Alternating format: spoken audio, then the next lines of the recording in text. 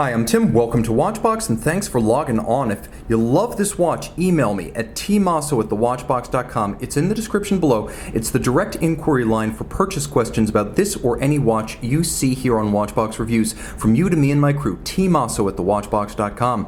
And today we are discussing one of the most important Breitling watches of all time. It is not just Breitling's icon, the Navitimer. It is a landmark Navitimer, the first ever to be built with Breitling's in-house caliber B01, a limited edition of 2,000 pieces in stainless steel from the year 2010. This is a timepiece that features a number of signature, and I should say singular, elements in its design and fabrication, meaning if you're going to own the Breitling Monument watch and you're not owning a super early AOPA, possibly Valjoux-powered, monotone, small beaded bezel, reference 806 from the mid-50s, you want to own this right here because this is a special watch in Breitling's history.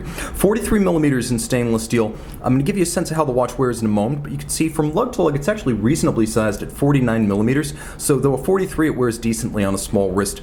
The thickness of the case is manageable as it measures 14.3 millimeters thick, and I actually expected more. The spacing between the lugs is a nice modern 22 millimeters, so that's the strap size. And as ever, Breitling straps, this one will of course be replaced with a newer strap prior to sale, but Breitling straps are surprisingly meaty. That is, you get a lot of leather. They're not shorting you the material. Thick, bolstered, black calfskin with a contrasting aviator's stitch, and you can see on the underside a rich matching calfskin in a more natural saddle tone. Again, that'll be a new strap before it reaches you, but you get a sense of what the basic material looks like and the original spec. The clasp is a handsome piece.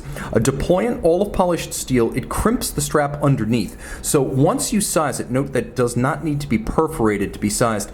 It simply sits underneath the clasp, depriving you of unsightly excess length or minder loops. So it's a very clear design in terms of cleanliness on the wrist. It keeps everything you don't want to see out of sight. Throwing this 43 millimeter steel watch on my 16 centimeter circumference wrist to get a sense of how narrow it is across the wrist.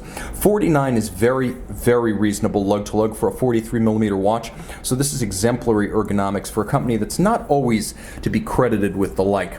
Now the dial of the watch is spectacular, but let's briefly talk about the case. It's drawn straight from history, squared off lug ends, straight polished case flank. You can see no crown guards, no countersink.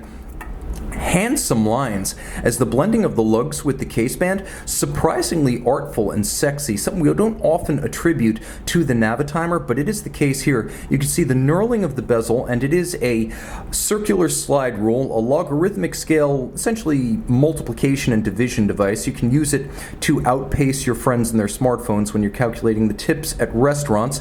And remember, aviators in the military still learn to use these circular slide rules as part of the training, so while a backup instrument, it is still very much a viable instrument. Now the dial is made of solid sterling silver using an older method known as par épargne, by which the basic dial is used to provide all silver tones, and simply by proceeding through the dial by machining or etching, you create the calibrations and the sub-registers, and this is very special. Also, the wings on this watch are white gold. The winged logo is white gold. There are other special details, and you can see if we get really close, I'm going to move the minute hand out of the way, but the date disc on this watch is a rich burgundy red, a non-standard feature designed to remind you that the first ever in-house caliber Breitling Navitimer was kind of a big deal. Now, the watch features a dial that incorporates applique polished indices, so no printed features here. This is an upscale premium dial, and you can see that the watch incorporates the B01 caliber. Don't take my word for it. Although Breitling rarely used display casebacks prior to the new ownership under CVC Capital Partners, the first ever B01 caliber Breitling Navitimer deserved a sapphire caseback, and so it was.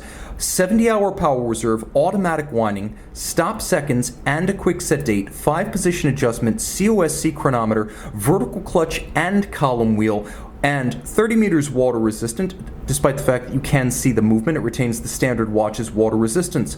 47 joules, and actually quite handsome. I'm surprised that Breitling didn't make the B01 more visible more often. As you can see, it's a good-looking automatic vertical clutch chronograph caliber, and that type tends to be fairly homely. So this is a good-looking movement that's rarely seen the light of day. And here you can see in a very special watch, a very special caliber. It has one of the best column wheel feels you will ever experience. So you can see the column wheel, all of bright polish along with its levers and horns. It feels great, it sounds great. Have a listen.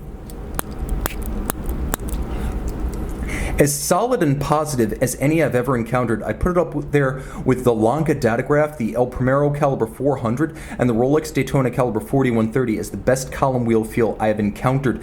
Now the watch, of course, incorporates the quick set date and the stop seconds, the vertical clutch and the column wheel, the 3-day power reserve, and the chronometer certification. But the vertical clutch deserves a little bit of extra mention because it allows you to start and stop the chronograph without stagger or jump. And if you like to leave your chrono running to have hours, minutes, and seconds, basically treating it as central seconds, you can definitely do that with a vertical clutch because there is no additional wear and tear. 2,000 pieces, a solid silver dial, the first ever in-house caliber B01 Navitimer, a special watch, though relatively numerous at 2,000, one of the most important timepieces in Breitling's history, and a dyed-in-the-wool collector's choice.